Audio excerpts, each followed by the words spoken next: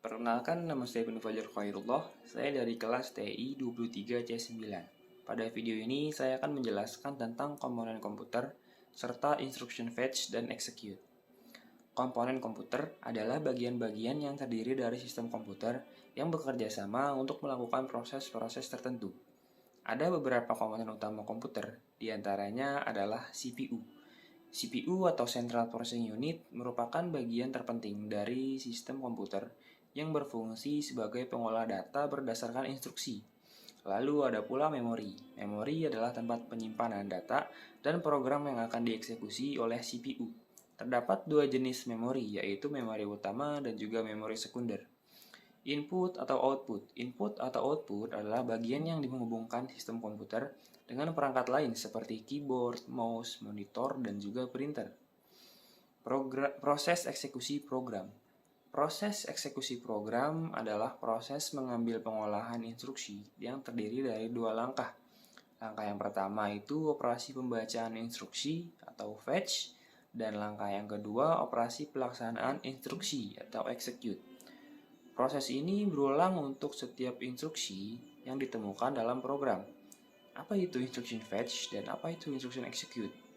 Instruction fetch adalah proses mengambil instruksi dari memori ke dalam CPU.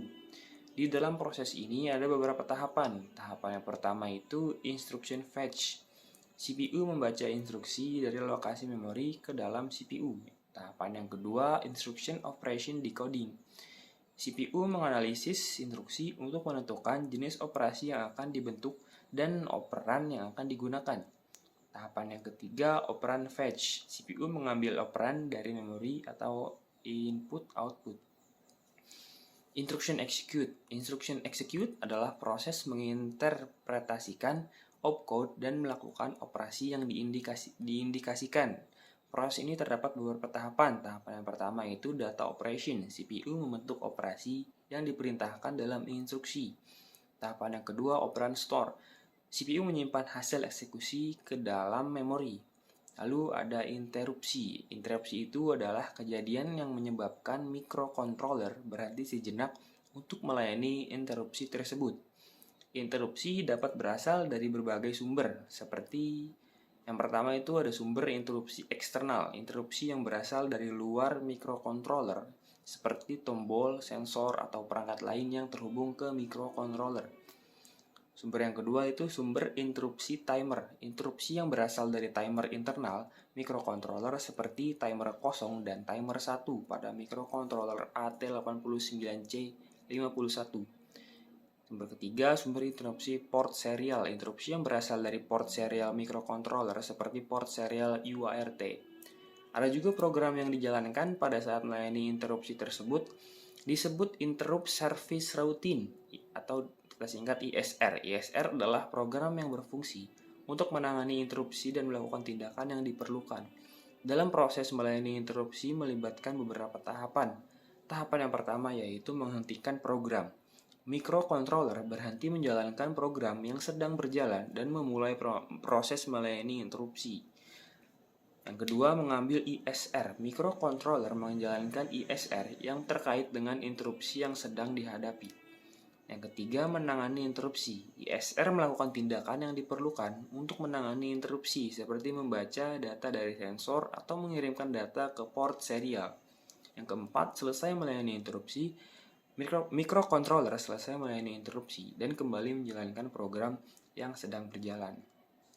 Selain itu juga ada register yang mengontrol interupsi pada microcontroller AT89C51 adalah 1.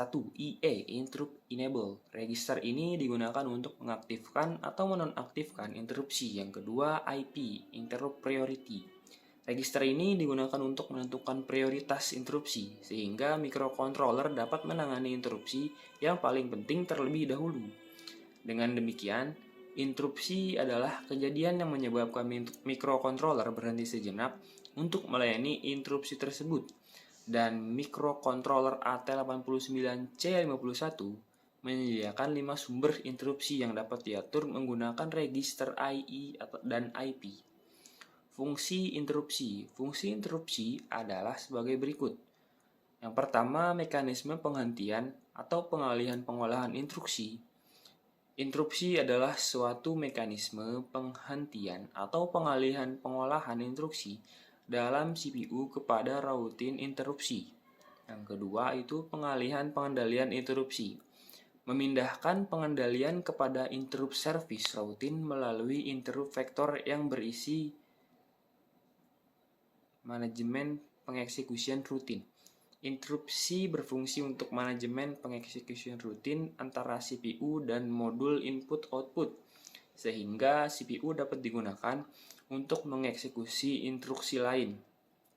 Tujuan interupsi secara umum adalah memanajemen pengeksekusian rutin instruksi agar efektif dan efisien antar CPU dan modul input-output maupun memori. Interupsi memungkinkan CPU untuk menangani berbagai kejadian yang terjadi di luar pengolahan instruksi, seperti program interupsi yang dibangkitkan oleh program seperti arithmetic overflow, pembagian nol, atau operasi ilegal. Yang kedua, timer. Interupsi yang dibangkitkan oleh timer prosesor untuk menjalankan fungsi tertentu secara reguler. Yang tiga, input-output. Interupsi yang dibangkitkan oleh modul input-output untuk memberikan tanda bahwa operasi telah selesai atau terjadi error. 4. Hardware failure. Interupsi yang dibangkitkan oleh kegagalan daya atau kesalahan paritas memori. Dengan demikian, interupsi memungkinkan CPU untuk menangani berbagai kejadian yang terjadi di luar pengolahan instruksi dan memastikan bahwa program berjalan dengan efektif dan efisien. Lalu ada pula interrupt. Interrupt itu adalah sinyal dari peralatan luar atau permintaan dari program untuk melaksanakan suatu tugas khusus. Jika interrupt terjadi, maka program dihentikan terlebih dahulu untuk menjalankan rutin interrupt. Ada beberapa jenis interrupt, diantaranya adalah yang pertama itu software. Interrupt software adalah interrupt yang disebabkan oleh software yang sering disebut system call. Misalnya, suatu program ingin mencetak hasil dengan printer. Lalu yang kedua ada hardware. Interrupt hardware terjadi karena adanya aksi pada perangkat keras, seperti penekanan tombol keyboard atau menggerakkan mouse. Interrupt hardware terbagi menjadi dua, yaitu yang pertama maskable interrupt. Ini terjadi karena aksi dari luar seperti timer, keyboard, serial port, fixed disk, diskette drive. Yang kedua non-maskable interrupt. Ini terjadi karena memori atau kesalahan parity pada input-output. Dan juga terkadang dapat terjadi multiple interrupt. Multiple interrupt itu adalah kejadian di mana lebih dari satu interupsi terjadi pada waktu yang sama. Dalam beberapa kasus, interupsi dapat terjadi selama prosesor sedang mengolah interupsi lain. Hal ini dapat menyebabkan penanganan interupsi yang bersarang, nested interrupt handling. Lalu ada jenis-jenis multiple interrupt. Yang pertama itu nested interrupt handling. Interupsi yang terjadi selama prosesor sedang mengolah interupsi lain. Contoh, suatu program menerima data dari garis komunikasi dan mencetak hasil dengan printer. Kemudian, interupsi komunikasi terjadi sementara prosesor sedang mengolah interupsi printer.